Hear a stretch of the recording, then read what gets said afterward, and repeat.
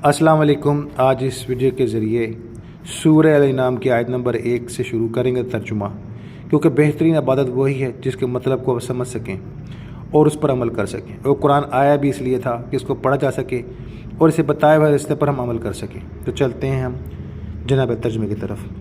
पहली आयत का तर्जुमा कुछ इस तरह है: सब खूबियाँ अल्लाह को जिसने आसमान और ज़मीन बनाए और अंधेरियाँ और रोशनी पैदा की, यानी अंधेरा और रोशनी। इस पर काफर लोग अपने रब के बराबर ठहराते हैं। वही है जिसने तुम्हें मट्टी से पैदा किया, फिर एक मियाद का हुक्म रखा, यानी बनाया नाक आँख कान वगैरह ना, और एक मुकर्रर वादा इसके यहाँ है, फिर तुम लोग शक करते हो। मुकर्रर वादा कौन सा है? मरने के बाद अल्लाह के पास ही जाना। और वही अल्लाह है आसमान और ज़मीन का, उसे तुम्हारा छुपा ज़ाहिर सब मालूम है और तुम्हारे काम जानता है। और इनके पास कोई भी निशानी अपने रब की निशानियों से नहीं आती मगर इससे मुंह फेर लेते हैं। ये मुनाफिकीन जो काफिर हैं उनके लिए आगे कि उनके पास निशानी आती है तो वो जुटलाते हैं। तो बेशक इन्होंने हक़ को जुटलाया जब इनके पास आया, तो अब इन्हें खबर हुआ चाहती है।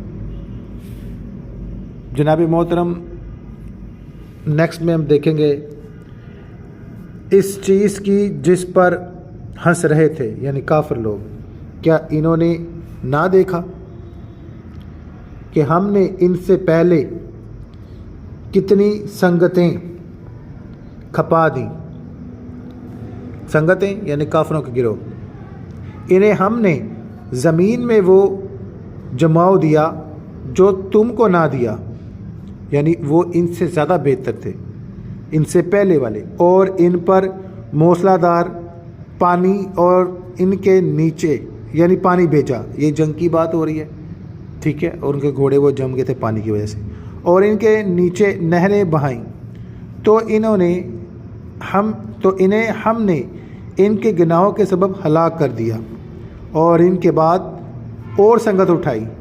और अगर हम तुम पर कागज़ में कुछ लिखा हुआ उतारते हैं कि वो इसे अपने हाथों से छूते, जब भी काफिर कहते कि ये नहीं मगर खुला जादू, और बोले इन पर कोई फ़रिश्ता क्यों नहीं उतारा गया, और अगर हम फ़रिश्ता उतारते तो काम तमाम हो गया होता।